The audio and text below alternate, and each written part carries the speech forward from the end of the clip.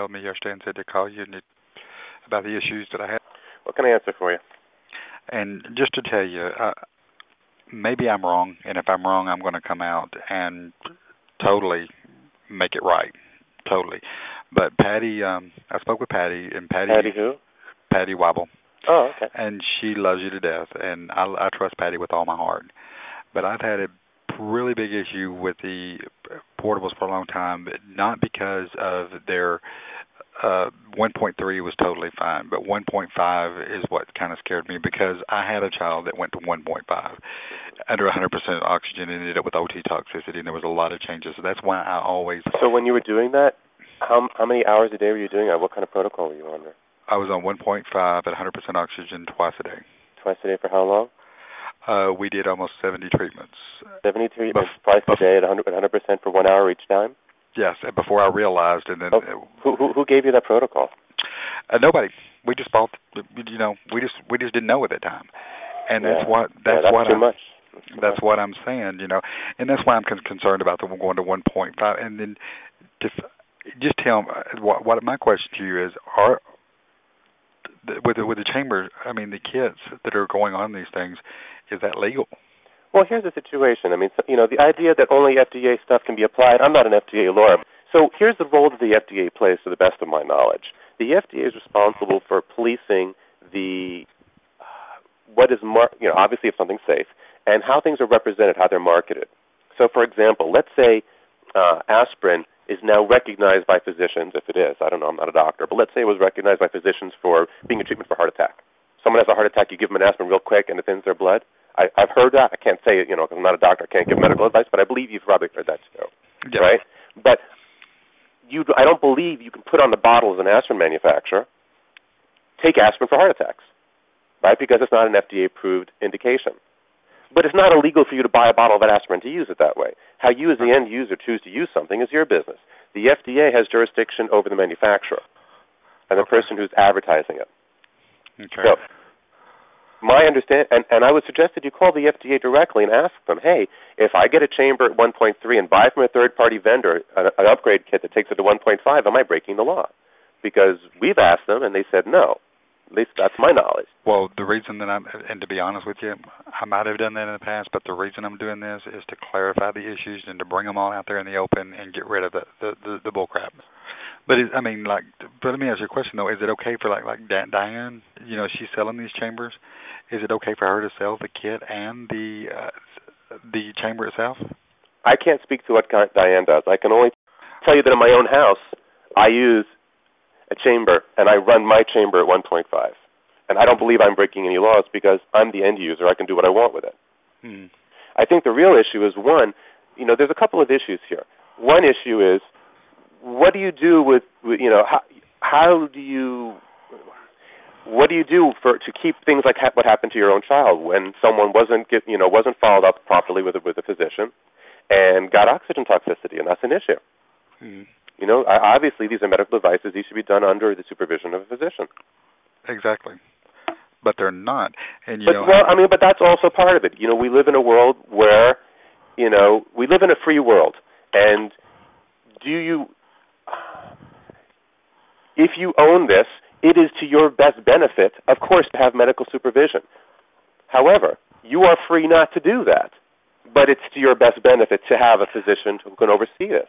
Let me tell you where you're getting a lot of slack from, because I spoke to Diane directly on several different times. You have reps out there that are putting these things out there, and if you don't have a prescription, she referred a patient that I sent her just to see, just out of the blues, sent to a doctor. This patient called the doctor, and the doctor didn't even ask the diagnosis of the patient. He just said, this was exactly his words. He said, I tell you what, what's your son's name? What's his date of birth? What's your address? Okay, I'll get this out to the manufacturer immediately. And then he said, I tell you what, send me a little something on the side. We got this taken care of. Yeah, I can't speak to that. What I can tell you is that. But you have. And then I'm saying when you. Yeah, yes, there are distributors out there, and I would. So yes, I guess the question is, what is the manufacturer's responsibility in terms of maintaining a certain degree of Integrity. Integrity and professionalism among the distributors. Yes, that's a great question. That's a great question. Mm-hmm. Because then ultimately it comes back and it looks bad on the company because the reps are out there, performing these kind of acts and saying this is safe. We're selling you a performance chamber. We're selling you the kit as well because it looks like that performance and the person that sold the kit are all the same person. Yeah, I can tell you that I personally don't sell any kits to anybody within the United States. I have no problem personally using a kit on my chamber. But Andy does, and that's a part. You are both the same company, correct? They're different companies. You would have to talk to them directly. The real question is, how do you prevent someone from going through what you went through? How do you prevent another child from getting oxygen toxicity? Exactly. And the answer is people should, if people are going to, one of two things should happen in my mind. Either they should be under a doctor's supervision, or if they're going to do this themselves, they should be researching this themselves enough to know what it is they're doing and not doing. What is safe. There's enough information on the internet. There's enough doctors that are out there. There's enough protocols. The oxygen toxicity tables are out there. I'm not saying this is your fault. Clearly not. Having said that, if as an example, you can go to Mexico and you can buy antibiotics over the counter. They have a different, does that mean that you should do antibiotics without medical supervision? No. You can go buy books on antibiotic therapy. You can look on the internet. You can call a local doctor. You should take responsibility for understanding how to use a piece of equipment. People can buy a motorcycle, and if they don't know how to ride, they should take lessons. They should learn how to do it. Okay. But I don't think you could blame the motorcycle manufacturer if someone isn't doing their due diligence to educate themselves on how to use something properly. Okay, that's fair. Let me ask you a question then. Whenever you, let's say, add one of the AC units, or you I don't make AC units. Okay. I'm not involved in that. But if somebody does buy one of those and put it on the chamber, does that void the 510K clearance? That's a great question. I don't know the answer to that.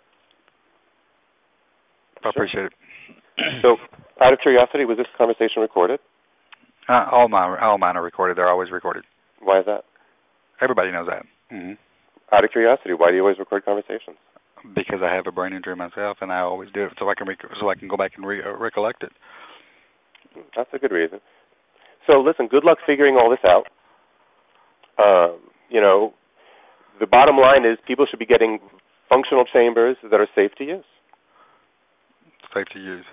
And I don't know. I don't know what to say, really, because I kind of understand your point, but the problem that I'm having is, as a manufacturer myself, I would want my reps to do the right thing, and if I didn't have one that was doing the right thing, I wouldn't let them distribute for me anymore. That's a good point. You make a very good point. That's the whole point. I mean, that's my whole point, and that's what looks bad. And being one, like you said, one ethical man to another. If I knew that I had a person that was sending me, and I'll give you the guy's name is Ben Johnson, address 1989 Northwest Highway 341, Rosenville, Georgia 30741. Literally wrote a prescription on the phone this morning for a patient, and then said, send me a little something in the mail. Well, if you go to a I can't speak for Ben Johnson, but I can say that if I went to a doctor's office, I would expect to pay for it. Exactly, but he didn't ask me the condition of the patient, anything about the patient. And he's going to write a prescription for a chamber that he doesn't know nothing about the patient? That's not ethical. He doesn't know. I'm not a physician. I can't speak to what the ethics laws for physicians are. But I understand. But I'm saying, that's a rep that you have that's sending me over there. If you don't have a prescription, that kind of stuff is what I would stop if I was you. Well, you make some very good points, and I appreciate you trying to police the industry. I have tons of emails from Diane where she tells people, you can't buy it directly from Performance, but you can buy it all directly from me. I'll say you everything because they're gonna. If you go to Performance to get this, they're gonna send you to 3 different places to get everything. They will sell it to you, but they'll send you to 3 different places to get it. And I can provide you with those emails. I don't have a problem doing that. No, I take your word on it. Let me know what you find out. All right, will do. All right, you have a good day. You too. Bye-bye.